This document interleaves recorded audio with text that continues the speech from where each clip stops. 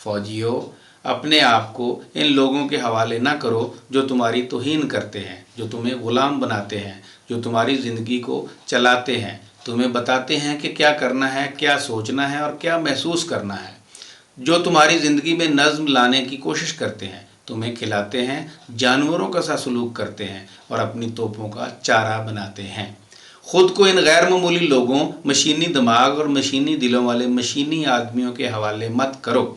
तुम लोग इंसान हो, तुम्हारे दिलों में इंसानियत है। नफ़रत मत करो, नफ़रत करनी ही है तो बग़ैर मोहब्बत वाले से नफ़रत करो। मैं हर उस आदमी से नफ़रत करता हूँ जो दूसरों के लिए मसला पैदा करता है। कोई मुझे ये कहे कि तुम इसके लिए यानी अमेरिका के लिए अपनी जान दे दो तो मैं ऐसा नहीं कर सकता, हुब्बुल वतनी के नाम पर भी नहीं। हुब्बुल वतनी सबसे बड़ा पागलपन है। ये इंसानियत को तआस्सुब की तरफ ले जा सकती है। मुझे ऐसी हुब्बुल वतनी से चिढ़ है। मैं किसी बादशाह, सदर ममलकत या डिक्टेटर की ज़िद पूरी करने के लिए जंग नहीं कर सकता। मैं इन ख्यालात के लिए कतई नहीं लड़ सकता जिन पर ईमान नहीं।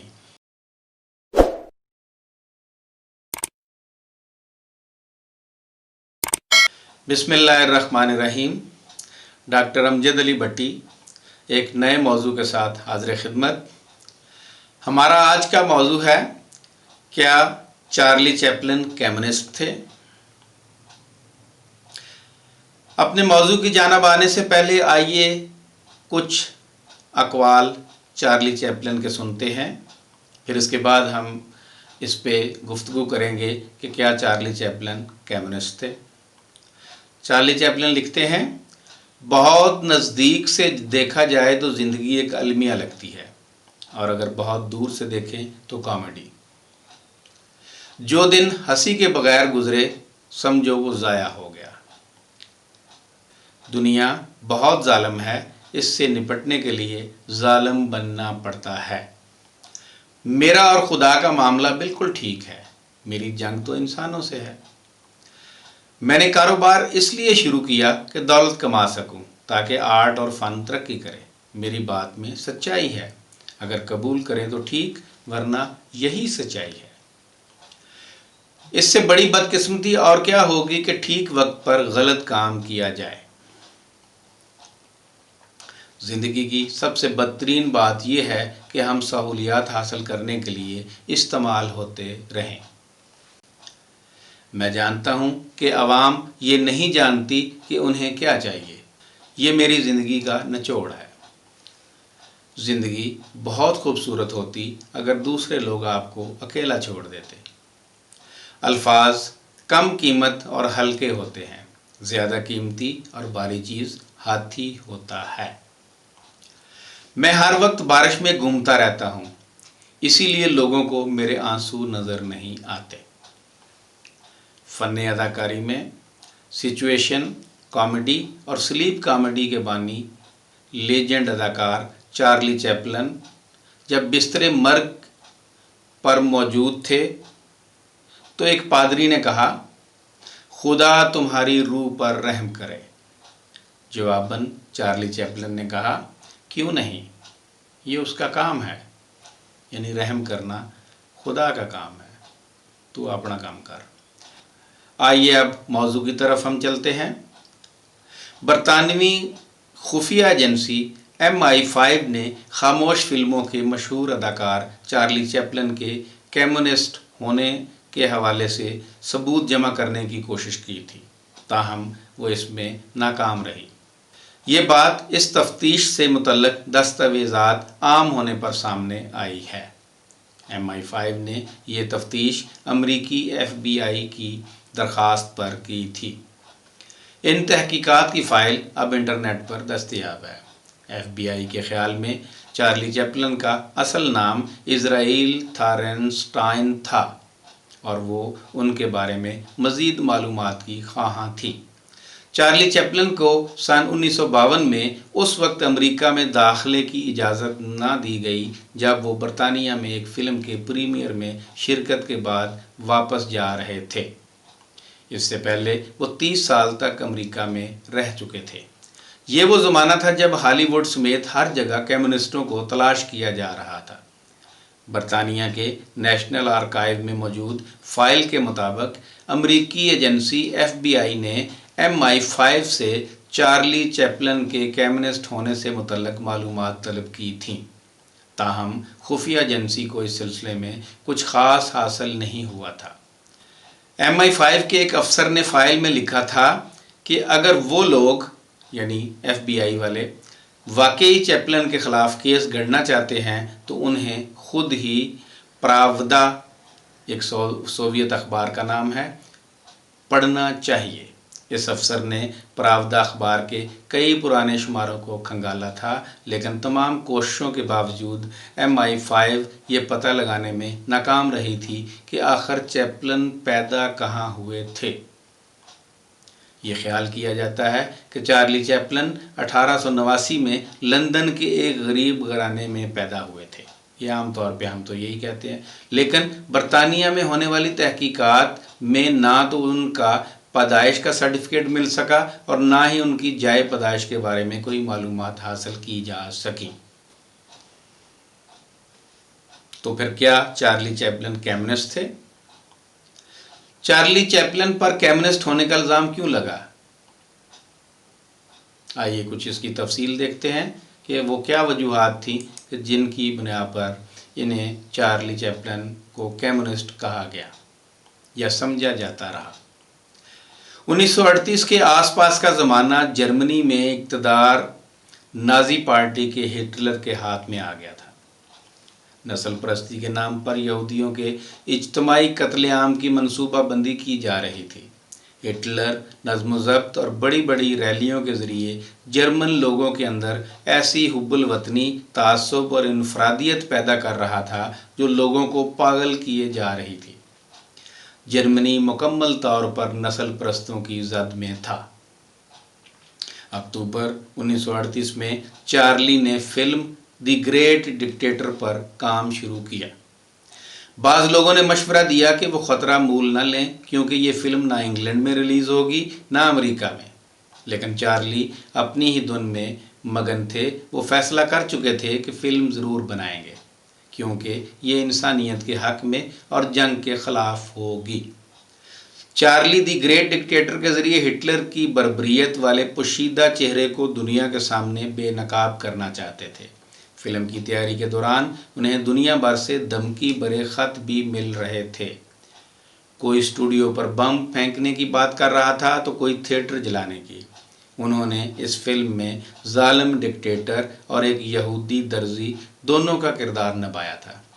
اس میں ہٹلر کا کافی مذاق اڑایا گیا تھا۔ فلم میں چھوٹا سا درزی ہانوے یل کی جگہ لمبی تقریر کرتا ہے جس میں وہ افواج سے کہتا ہے، ضمیر کی آواز سنو اور ہمت سے کام لو۔ ہمیں اپنے بل بوتے پر دنیا کو خوبصورت بنانے کے لیے لڑنا چاہیے۔ ایسی دنیا جس میں سائنس اور ترقی سے انسانیت کی خوشحالی کی جانب جایا جا سکے۔ فوجیوں، ہمیں جمہوریت کے نام پر منظم ہونا چاہیے۔ اس فلم کو امریکہ سمیت پوری دنیا میں سراہا گیا، لیکن چارلی نے اس میں جو کچھ بھی کہا تھا اس پر بہت سے لوگوں کو شدید اعتراض تھا۔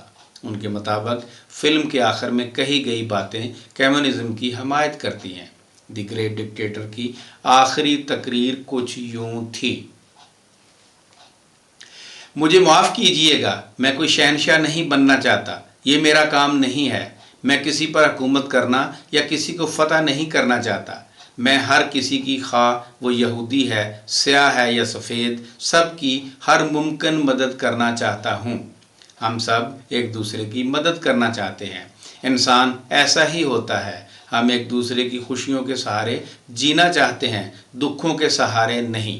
ہم آپس میں نفرت اور ذلت کا ماحول نہیں چاہتے۔ اس دنیا میں ہر کسی کی جگہ ہے۔ یہ پیاری زمین ترقی کی منازل طے کر رہی ہے اور ہر کسی کو اس میں سے حصہ ملتا ہے۔ زندگی کا راستہ آزاد اور خوبصورت ہو سکتا ہے، لیکن ہم وہ راستہ بھٹک چکے ہیں۔ لالچ نے انسان کی روح کو زہریلا کر دیا ہے۔ دنیا کو نفرت کے سیلاب نے گھیر لیا ہے۔ ہمیں تیز قدموں سے مصائب اور خون خرابے کے درمیان جھونک دیا گیا ہے۔ ہم نے ترقی کو تیز رفتاری سے طے کر لیا ہے، لیکن خود کو اس کے حصار میں بند کر لیا ہے۔ چیزوں کی بہتات پیدا کرنے والی مشینوں نے ہمیں لامحدود برائی کے سمندر میں گرا دیا ہے۔ ہمارے علم نے ہمیں پاگل اور باولا بنا دیا ہے، اور ہماری چالاکی نے ہمیں سخت اور بے رحم کر دیا ہے۔ ہم سوچتے بہت زیادہ ہیں اور احساس بہت کم کرتے ہیں۔ مشینوں سے زیادہ ہمیں ضرورت ہے انسانیت کی، چالاکی سے زیادہ ہمیں ضرورت ہے رحم دلی اور شرافت کی۔ ان خصوصیات کے بغیر زندگی کھوکھلی ہو جائے گی اور سب کچھ ختم ہو جائے گا۔ ہوائی جہاز اور ریڈیو نے ہمیں اور قریب کر دیا ہے۔ ان چیزوں کی اصل فطرت انسان میں اچھائی لانے کے لیے پکار رہی ہے، عالمگیر بھائی چارے کے لیے چیخو پکار کر رہی ہے، ہم سب کے اتحاد کے لیے، یہاں تک کہ اس وقت میری آواز دنیا کے کروڑوں لوگوں تک پہنچ رہی ہے، لاکھوں مایوس مردوں، عورتوں اور چھوٹے بچوں تک، ایک ایسے نظام کے متاثرین تک جو آدمی کو، معصوم لوگوں کو ظلم کرنے اور تشدد دینے کا سبق پڑھاتی ہے۔ جو لوگ مجھے سن رہے ہیں، میں ان سے کہوں گا مایوس نہ ہوں، مصائب کا یہ دور گزر رہا ہے، لالچ کا سفر گزر رہا ہے، اس آدمی کی گڑگڑاہٹ اور انسانی ترقی سے جو لوگ گھبرائے ہوئے ہیں، انسان کی نفرتیں جلد ہی ختم ہو جائیں گی اور ظالم مر جائیں گے، اور جس اقتدار کو انہوں نے چھینا ہے وہ عوام کو مل جائے گا، اور جب تک لوگ مرتے رہیں گے آزادی پختہ نہیں ہو پائے گی۔ فوجیوں، اپنے آپ کو ان لوگوں کے حوالے نہ کرو جو تمہاری توہین کرتے ہیں، جو تمہیں غلام بناتے ہیں، جو تمہاری زندگی کو چلاتے ہیں، تمہیں بتاتے ہیں کہ کیا کرنا ہے، کیا سوچنا ہے اور کیا محسوس کرنا ہے، جو تمہاری زندگی میں نظم لانے کی کوشش کرتے ہیں، تمہیں کھلاتے ہیں، جانوروں کا سا سلوک کرتے ہیں اور اپنی توپوں کا چارہ بناتے ہیں۔ خود کو ان غیر معمولی لوگوں، مشینی دماغ اور مشینی دلوں والے مشینی آدمیوں کے حوالے مت کرو۔ تم لوگ انسان ہو، تمہارے دلوں میں انسانیت ہے، نفرت مت کرو، نفرت کرنی ہی ہے تو بغیر محبت والے سے نفرت کرو۔ فوجیوں، غلامی کے لیے مت لڑو، آزادی کے لیے لڑو۔ سینٹ لیوک نے 17ویں باب میں لکھا ہے کہ خدا کی بادشاہی آدمی کے اندر اندر ہوتی ہے، کسی ایک آدمی یا کسی ایک کمیونٹی کے آدمی کے اندر نہیں، بلکہ ہر آدمی کے اندر اندر۔ تم میں، آپ سب لوگوں میں، عوام کے پاس طاقت ہے اس زندگی کو آزاد اور خوبصورت بنانے کی۔ ہمت ہے تو اس دنیا کو ایک حیرت انگیز دنیا میں تبدیل کرنے کی، تو جمہوریت کے نام پر ہم اس طاقت کا استعمال کریں۔ آؤ ہم سب ایک ہو جائیں، ہم ایک نئی دنیا کے لیے جد و جہد کریں، ایک ایسی مہذب دنیا کی جو ہر آدمی کو کام کرنے کا موقع دے، بچوں کو مستقبل دے اور بزرگوں کو تحفظ۔ انہی چیزوں کا وعدہ کر کے انہوں نے اقتدار پر قبضہ کر لیا ہے، لیکن وہ جھوٹے ہیں، وہ اپنا وعدہ پورا نہیں کرتے، وہ کبھی نہیں کریں گے۔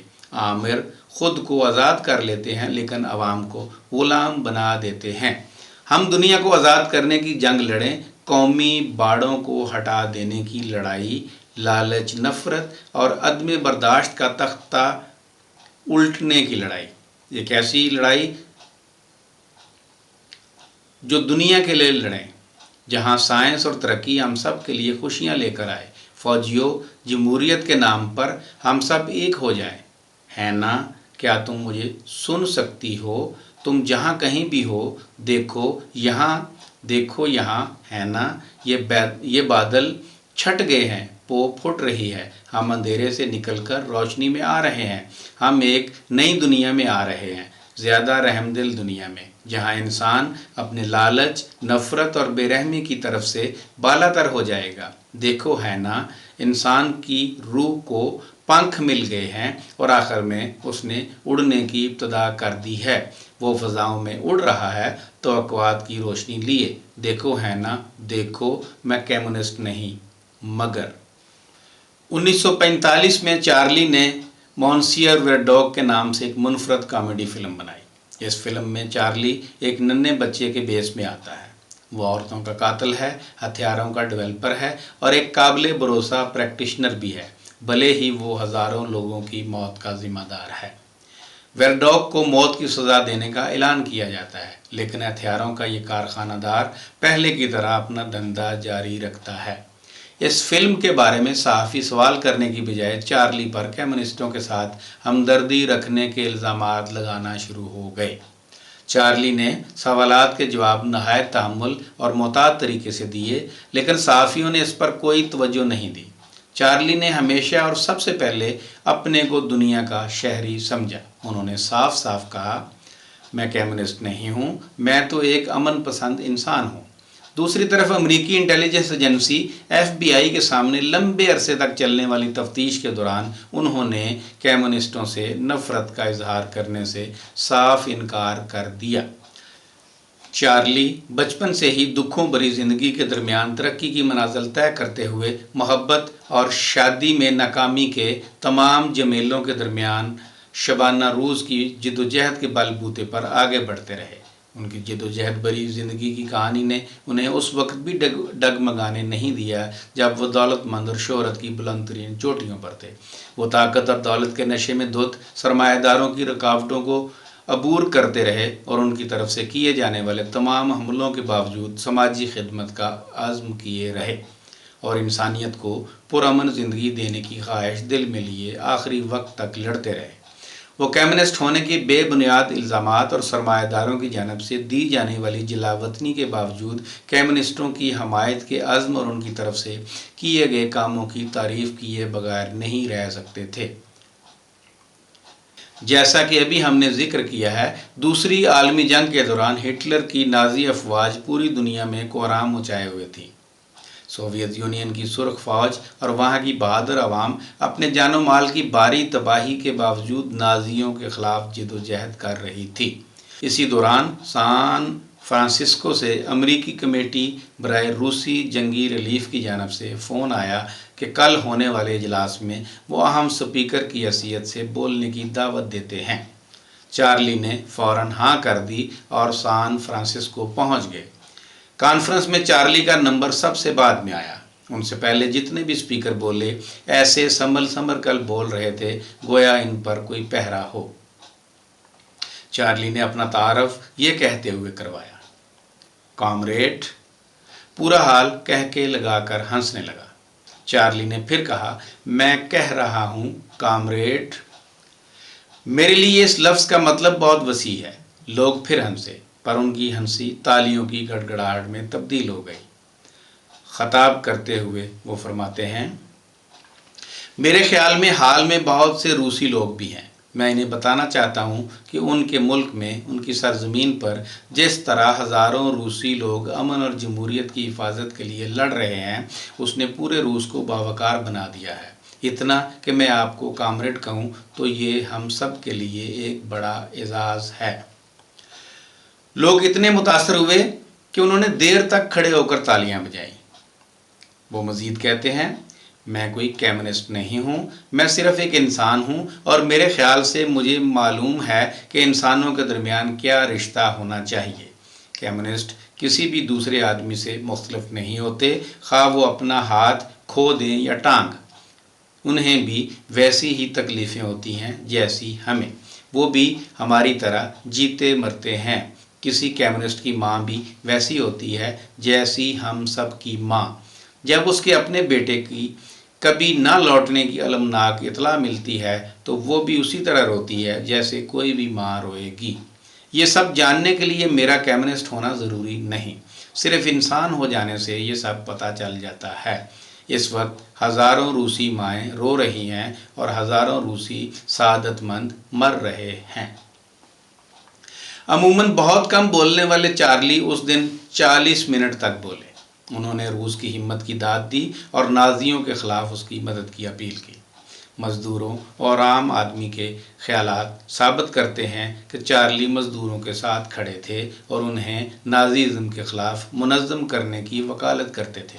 انہوں نے صاف لفظوں میں کہا، فیکٹریوں میں بیٹھے لوگ، کھیتوں میں کام کرتے لوگ، در در گھومتے شہری جب تک ایک ہو کر جدوجہد نہیں کریں گے حقیقی امن نہیں آئے گا۔ انگلینڈ میں پرانے دوست ان سے بار بار پوچھتے تھے کہ امریکی حکومت ان سے کیوں خفا ہو گئی ہے۔ ایک دن انہوں نے جواب دیا، ان کی نظر میں کمیونسٹ ہوں اگرچہ میں نہیں ہوں، میں ان سے نفرت بھی نہیں کرتا ہوں، میری نظر میں وہ بھلے لوگ ہیں، دنیا کو اچھا اور بھلا بنانے کے لیے جدوجہد کر رہے ہیں۔ مجھے امریکہ بھی پسند ہے، مگر سرکاری بابوؤں نے اسے نہ رہنے کے قابل بنا دیا ہے۔ وہاں حب الوطنی کچھ زیادہ ہی تیز ہو گئی ہے۔ اگر یہی عالم رہا تو ایک دن وہ ملک جمہوریت کی آڑ میں فاشسٹ ہو جائے گا۔ 70-80 برس قبل چارلی نے امریکہ کے بارے میں جو کچھ کہا تھا، آج ان میں سے بہت سی باتیں صحیح ثابت ہو رہی ہیں۔ بھلے ہی اعلانیہ طور پر امریکہ کو ایک فاشسٹ ملک نہ کہیں، لیکن Iraq, Afghanistan, Korea, Cuba, Vietnam اور نہ جانے کہاں کہاں اس نے جو کچھ کیا ہے وہ ہر لحاظ سے فاشزم سے کم نہیں ہے۔ 1991 کی جنگ کے بعد عراق میں جو تباہی ہوئی اسے کیا کہیں گے؟ 5 سے 10 لاکھ عراقی بچوں کا چن چن کر قتل کیا جانا کیا جمہوریت ہے؟ کیا یہ جمہوریت کی آڑ میں امریکہ کا فاشزم نہیں ہے؟ مارچ 2003 سے اب تک لاکھوں عراقی مر چکے ہیں۔ یہ سب کس وجہ سے ہے؟ اسے کیا نام دیں گے؟ ہٹلر نے تو کھلے عام فاشزم کا پرچم لہرایا تھا۔ وہ تو انسانیت کا ایسا دشمن تھا جو صاف صاف تسلیم کیا جا سکتا تھا۔ لیکن بش، اسامہ اور اب ٹرمپ کو کیا کہیں گے؟ جمہوریت، آزادی کے نام پر عراق اور افغانستان ہی نہیں، پوری دنیا میں ایک قسم کا فاشزم امریکہ کی طرف سے مسلط کیا جا رہا ہے، بلکہ کیا ہوا ہے۔ کوئی کچھ بھی کہے، بش، اسامہ اور ٹرمپ ہی آج کے ہٹلر ہیں۔ چارلی کے بقول، میں ہر اس آدمی سے نفرت کرتا ہوں جو دوسروں کے لیے مسئلہ پیدا کرتا ہے۔ کوئی مجھے یہ کہے کہ تم اس کے لیے یعنی امریکہ کے لیے اپنی جان دے دو تو میں ایسا نہیں کر سکتا، حب الوطنی کے نام پر بھی نہیں۔ حب الوطنی سب سے بڑا پاگل پن ہے۔ یہ انسانیت کو تعصب کی طرف لے جا سکتی ہے۔ مجھے ایسی حب الوطنی سے چڑ ہے۔ میں کسی بادشاہ، صدر مملکت یا ڈکٹیٹر کی ضد پوری کرنے کے لیے جنگ نہیں کر سکتا۔ میں ان خیالات کے لیے قطعی نہیں لڑ سکتا جن پر ایمان نہیں۔ حب الوطنی کو کوئی کیسے قبول کر سکتا ہے جب 60 لاکھ یہودیوں کو نسل پرستی کے نام پر مار ڈالا گیا ہو؟ کوئی کہہ سکتا ہے کہ یہ جرمنی میں ہوا تھا، مگر میں کہتا ہوں کہ ایسے ہر ملک میں چھوٹے بڑے طور پر ڈکٹیٹر موجود ہیں۔ حب الوطنی آخری نازیزم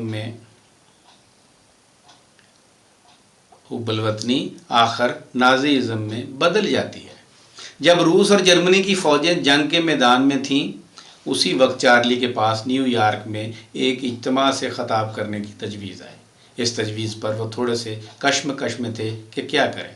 ایک دوست جیک وارنر نے کہا کہ چارلی، تم بہت بڑکیلی تقریر کرتے ہو، لہٰذا تم اجتماع میں نہ جاؤ تو اچھا ہے۔ دوست کی سفارش کو مسترد کرتے ہوئے چارلی ہال میں پہنچ گئے۔ اجلاس میں بہت سارے اسپیکر تھے۔ ان میں فلموں کے عظیم ہدایت کار ارسن ویلز بھی تھے۔ ویلز نے جب دیکھا کہ اجلاس میں بہت سارے سرمایہ دارانہ نظریہ کے پیروکار بھی بیٹھے ہیں تو انہوں نے اپنی بات بہت تذبذب کی حالت میں اور دبے الفاظ میں کہی۔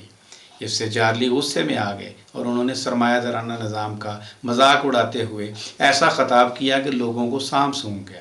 اس اجتماع میں کاسٹیڈ کلیئر بھی تھی۔ انہوں نے کہا، یعنی کہ چارلی، تم اگر اسی طرح بلا روک ٹوک تقریر کرتے رہے تو 5 سال کے اندر اندر سارا امریکہ کمیونسٹ ہو جائے گا۔ اس سب کے باوجود چارلی بار بار کہتے تھے کہ وہ کمیونسٹ نہیں ہیں۔ اس تقریر کے بعد نیو یارک کا دولت مند طبقہ جو ان کا دیوانہ تھا ان سے دور ہونے لگا۔ ان کے پاس اب عالیشان دعوتوں کے پیغامات کم آتے، لیکن دور دراز دیہات کے لوگ اپنے مسائل کے بارے میں زیادہ خط بھیجنے لگے۔ دانشوروں کے خط بھی آتے تھے، ان میں زیادہ تر جنگ، کمیونزم، سوویت یونین، نازیزم اور امریکہ کی سیاست پر سوال جواب اور مباحثے ہوتے تھے۔ آپ کتنے ہی عظیم اور دولت مند کیوں نہ ہو جائیں، آپ جیسے ہی ذلت و ہماری عوام کے حق میں کھڑے ہوتے ہیں ویسے ہی حکمران طبقے اور سرمایہ دارانہ نظریہ رکھنے والے آپ کو کٹہرے میں کھڑا کر دیتے ہیں۔ چارلی کے ساتھ بھی کچھ ایسا ہی ہوا۔ جیسے انہوں نے جنگ کی مخالفت کی، نازیزم کی مخالفت کی اور کمیونسٹوں کے حق میں بولے، ویسے ہی ان کی فلموں کا قائل امریکہ، سرمایہ دارانہ نظام کے حامی حضرات، میڈیا اور وہاں کے حکمران طبقات ان کے پیچھے پڑ گئے۔ وہ جہاں بھی جاتے ان سے ایک ہی سوال کیا جاتا، کیا آپ کمیونسٹ ہیں؟ چارلی ان سارے سوالوں سے بالکل بھی نہیں گھبراتے تھے. انہوں نے ہر سوال کا صاف صاف طریقے سے جواب دیا. جب کچھ لوگ ان سے پوچھتے کہ آپ اتنے زیادہ نازیوں کے مخالف کیوں ہیں تو ان کا صاف جواب ہوتا، میں نازی مخالف اس وجہ سے ہوں کہ نازی انسان مخالف ہیں. جیسے ہی جواب پورا ہوتا لوگ اگلا سوال داغ دیتے، تو پھر آپ ضرور یہودی ہیں. اس سوال پر چارلی جتنی ہوشیاری سے جواب دیتے وہ یہ ثابت کرتا ہے کہ وہ انسانیت پر کتنی گہرائی سے ایمان رکھتے تھے. ان کا جواب ہوتا، نازی ازم کی مخالفت کرنے پر یہودی ہونا ضروری نہیں ہے. اگر آپ حالات حاضرہ سے باخبر انسان ہیں اور آپ کی زندگی انسانیت کے لیے مفید ہوگی تو آپ ضرور نازی ازم کے مخالف ہوں گے. اس سب کے درمیان چارلی کبھی کبھی سوچتے کہ میں تو ایک آرٹسٹ ہوں، کوئی سیاسی لیڈر نہیں، لوگ میرے پیچھے کیا پڑے ہوئے ہیں. وہ اکثر سوچتے کہ انہیں فلموں کی طرف زیادہ توجہ دینی چاہیے، لیکن انہوں نے طے کیا کہ کوئی کچھ بھی کہے وہ جنگ اور نازی ازم کی مخالفت جاری رکھیں گے اور انسانیت کی حفاظت میں جو بھی آگے آئے گا وہ اس کی حمایت لینے میں کبھی نہیں ڈگمگائیں گے، چاہے وہ کمیونسٹ ہی کیوں نہ ہوں. اس ساری بات سے آپ نے کیا نتیجہ نکالا، یہ آپ پر چھوڑتے ہیں. آخر میں ہم یہی کہیں گے کہ عام نیکی کریں اور لوگوں کو عام نیکی کی طرف راغب کریں. بس.